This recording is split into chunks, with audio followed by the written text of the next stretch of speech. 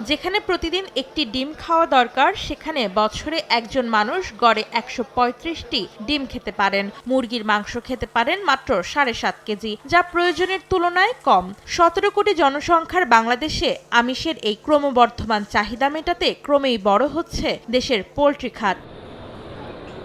আর এই সুযোগে বাংলাদেশের পোল্ট্রি শিল্পে বিনিয়োগ করতে আগ্রহী বিদেশিরা। এজন্য বাজার যাচাই করতে এসেছেন তারা। Bangladesh agro is growing.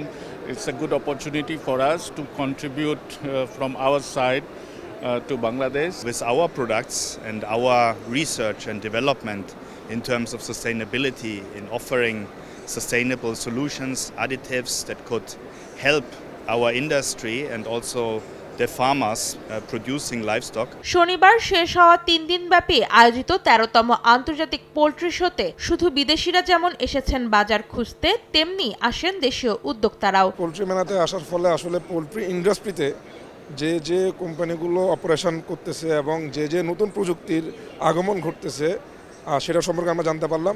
40% বেশি গ্লো, বিশ্বের ১ নম্বর গ্লো ক্রিম, নতুন গ্লো এন্ড লাভলি।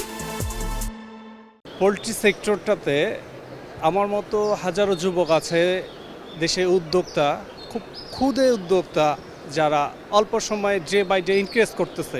ডিম মুরগির ব্যবসা সম্প্রসারণে বুঝে শুনে ওষুধের ব্যবহার নিশ্চিতের পরামর্শ দিচ্ছেন এ খাতের অভিজ্ঞ প্রতিষ্ঠানগুলো। বলছে, আধুনিক প্রযুক্তির ব্যবহার ছাড়া টিকে থাকা যাবে না বাজার প্রতিযোগিতায়। আধুনিক যে টেকনোলজি যেগুলি আছে সেগুলি বাইরের থেকে দেশে বিস্তারের জন্য পোলট্রি মেলার কোনো বিকল্প নেই। পোলট্রি যারা করেন তাদেরকে আমরা অ্যাডজাভেন্ট হিসাবে তার যত মেডিসিন সাপোর্ট, নিউট্রিশন সাপোর্ট, এগুলো আমরা এনশিওর করতে চাই।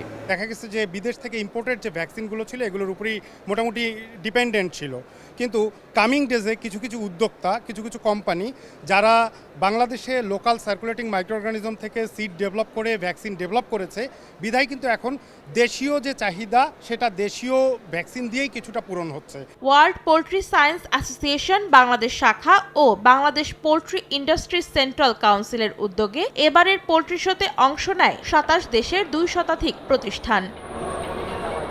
অন্তরা সেন, সময় সংবাদ, ঢাকা।